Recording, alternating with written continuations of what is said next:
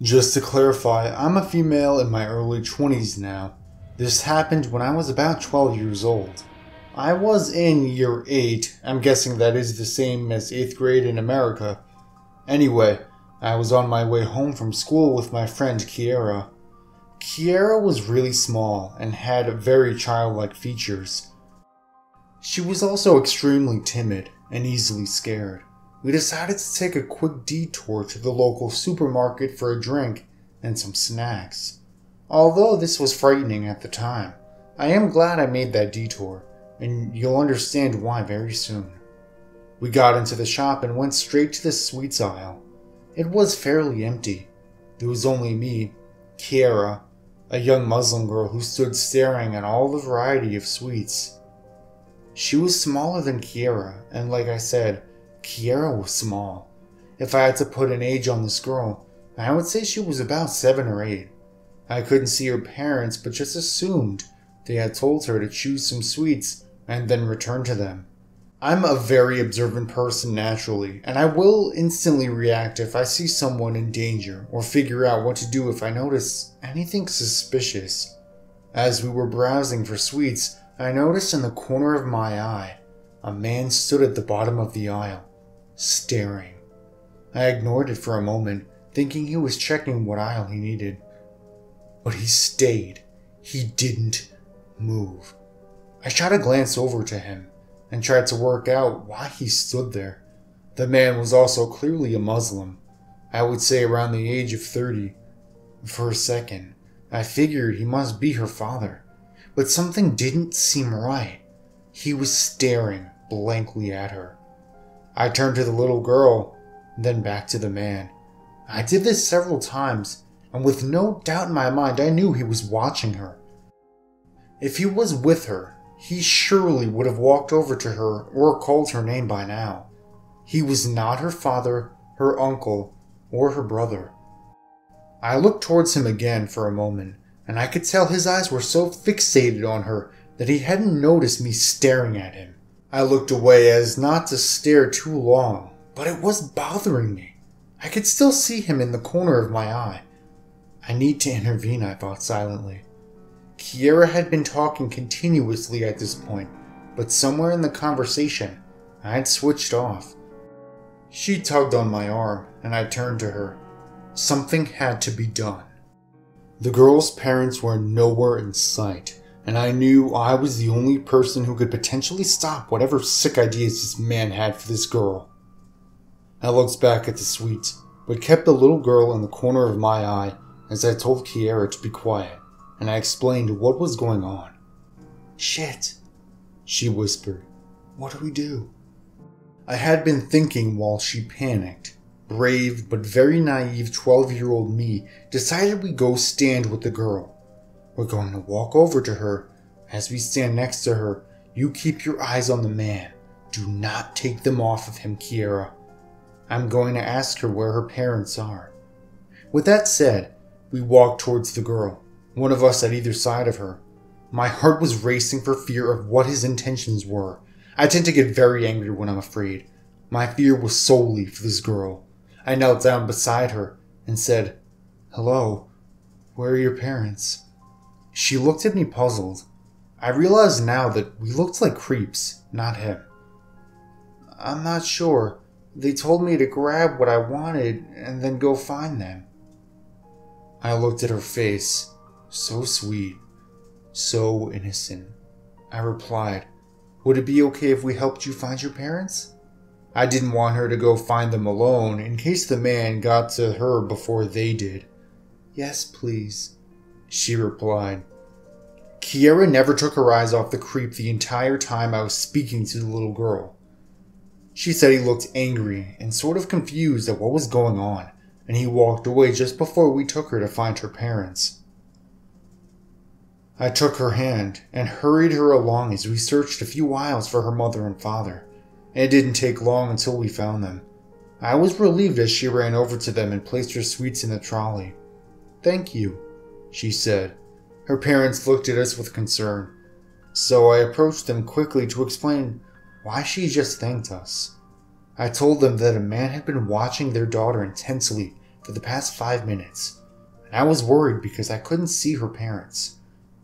They thanked me many times before I left the shop. I remember how terrified the mother looked as I told her. She shook my hand and thanked me again before we left. It's over, I thought.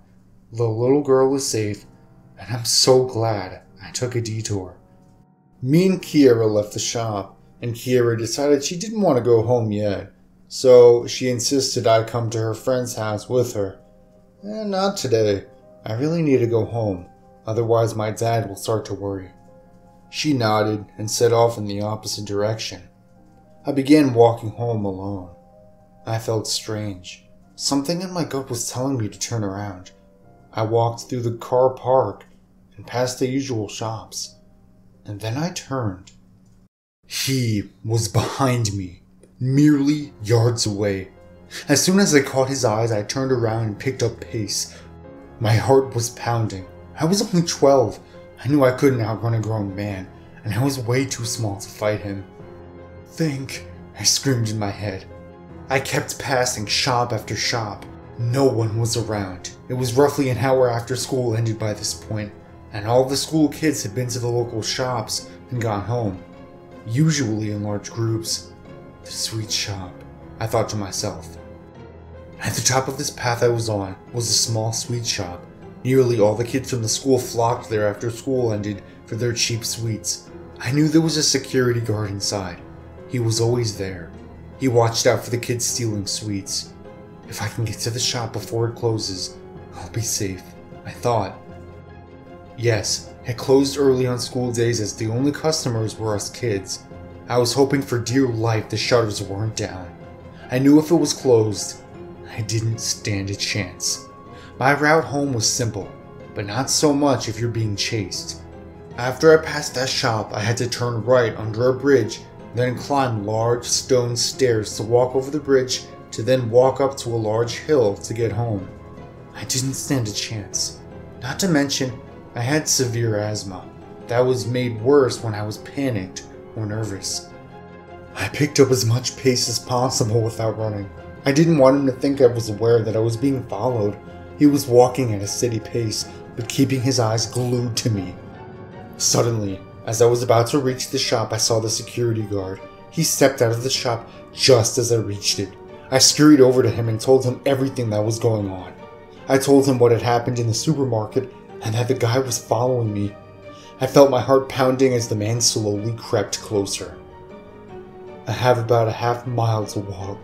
Please. He cut me off. He looked angry. Go now. Don't stop walking. I'll stop him, and I'll keep him here as long as I can. Don't look back. Just move as fast as you can. I ran around the corner and heard the security guard say, Stop! I walked further. I knew he wouldn't let him hurt me. I felt okay. That feeling in my stomach had gone. I was gonna be okay. I reached home with no problem. I never told my dad or grandparents, but like I say, I've always been cautious, and even if I put myself at risk, I'm glad I was able to help that little girl. Number 2. This happened while I was in Turkey, during my backpacking Europe trip. I am a solo female traveler, and one night had plans to meet up with 2 other girls for dinner. I wasn't staying at the same hostel as them, so we met at the restaurant in the middle of the touristy area of town. We had a nice dinner and began walking home. Their hostel was around 15 minutes walk away, on a main road.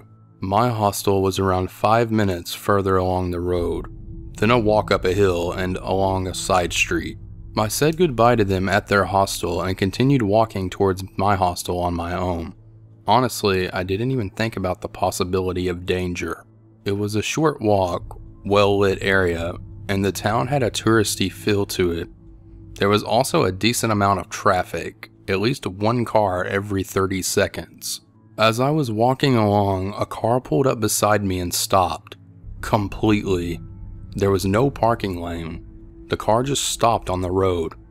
Inside were 2 young men, both silently staring at me. I gave them a quick glare before continuing onwards at a brisker pace than I had before. At this point, another car was coming, so they had to move. I wasn't that scared, just a little unsettled because I assumed that maybe they thought I was a prostitute or something. I wasn't dressed provocatively, but I was a woman alone at night in a predominantly Muslim country. Up ahead, the road curved quite sharply, so as they drove on I could no longer see the car. I felt relief over the fact that they were gone, though much more uneasy and aware of my surroundings. Now it had occurred to me how vulnerable I was. A few minutes later, just before I walked around the curve, I happened to glance in a shop window on the opposite side of the road. I saw lights flashing in the reflection. Just around the corner, a car had pulled over and put its blinker on so it would not be hit by other cars. This section of the road was quite dark, so I couldn't see what sort of car it was in the reflection, but I knew it was them. Fortunately, this was where the steep road I needed to walk up intersected with the main road, so I didn't need to walk past their car. It wasn't the way I previously walked, but I decided to leave the main road early to get away from them. I didn't particularly want to leave the busier street to go up into the more suburban area, but I didn't have a choice. The main street wasn't busy enough for me to feel safe, and even if there were witnesses, there was no guarantee they would intervene at all. I quickly walked across the road and once out of sight began to run. Not much will make me run, but that did it. I ran the entire way up the hill, then all the way along the side street. I was out of breath and my heart was pounding. I was terrified, glancing behind me, constantly praying I wouldn't see their car cruising along behind me. They would have had to make a very difficult U-turn to go up the street that I did, and by then I had gone down one of the side streets. I think that's why I didn't see them again. I made it back to my hostel safely, a little out of breath and cursing myself for being so stupid to have gotten myself into that situation.